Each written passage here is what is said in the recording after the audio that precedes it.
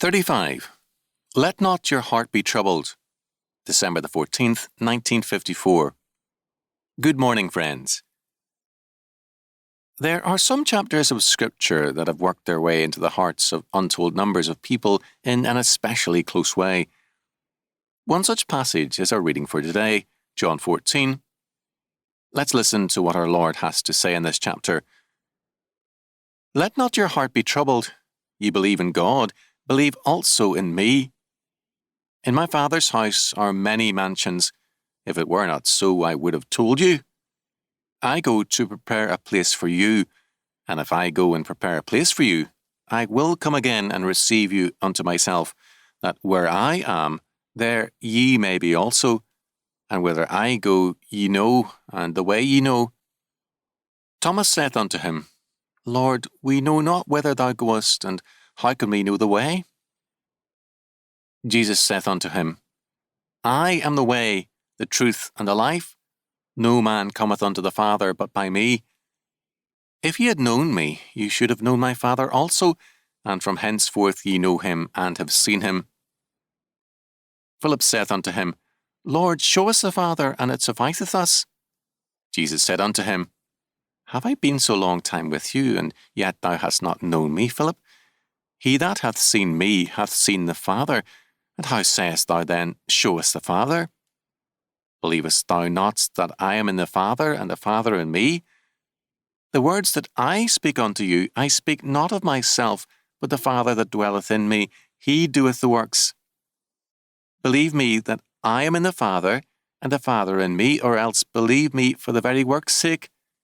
Verily, verily, I say unto you, he that believeth on me, the works that I do shall he do also, and greater works than these shall he do, because I go unto my Father. And whatsoever ye ask in my name, that will I do, that the Father may be glorified in the Son. If ye shall ask anything in my name, I will do it. If ye love me, keep my commandments.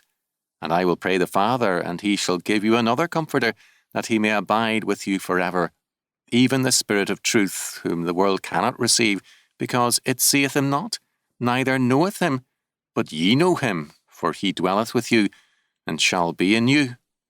I will not leave you comfortless. I will come to you.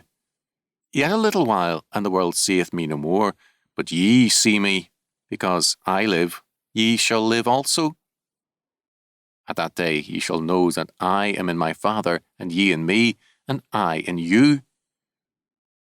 He that hath my commandments and keepeth them, he it is that loveth me, and he that loveth me shall be loved of my Father, and I will love him, and will manifest myself to him. Judas saith unto him, not Iscariot, Lord, how is it that thou wilt manifest thyself unto us, and not unto the world? Jesus answered and said unto him, If a man love me, he will keep my words. My Father will love him, and we will come unto him, and make our abode with him. He that loveth me not keepeth not my sayings, and the word which ye hear is not mine, but the Father's which sent me. These things have I spoken unto you, being yet present with you. But the Comforter, which is the Holy Ghost, whom the Father will send in my name, he shall teach you all things, and will bring all things to your remembrance, whatsoever I have said unto you. Peace I leave with you, my peace I give unto you. Not as the world giveth, give I unto you. Let not your heart be troubled, neither let it be afraid. Ye have heard how I said unto you, I go away, and come again unto you. If ye loved me, ye would rejoice, because I said, I go unto the Father, for my Father is greater than I. And now I have told you before it come to pass, that, when it is come to pass, ye might believe. Hereafter I will not talk much with you, for the prince of this world cometh, and hath nothing in me.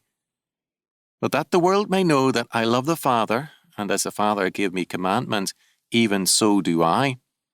Arise, let us go hence. John 14, 1-31. The substance of this chapter is our Lord's answer to 4 questions by his disciples.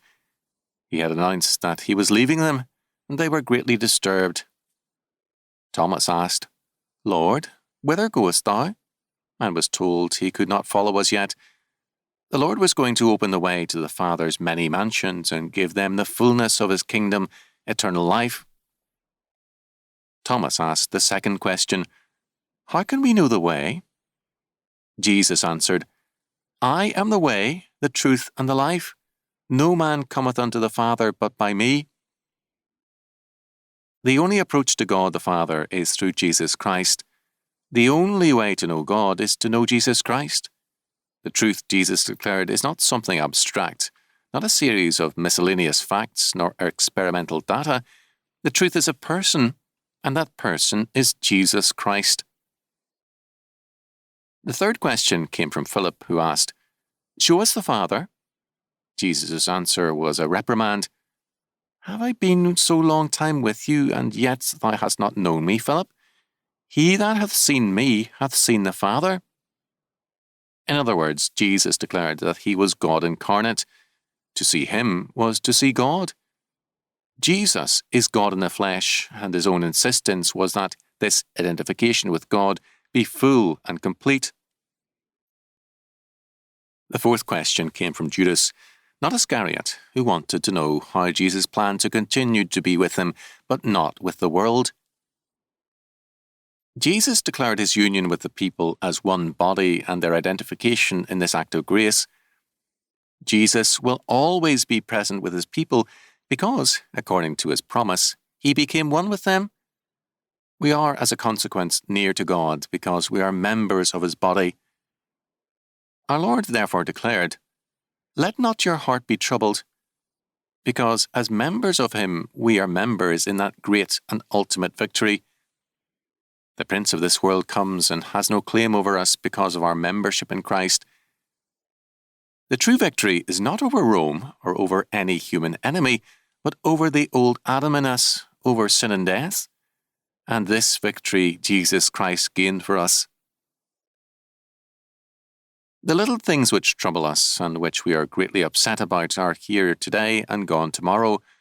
None of them have any standing against eternity.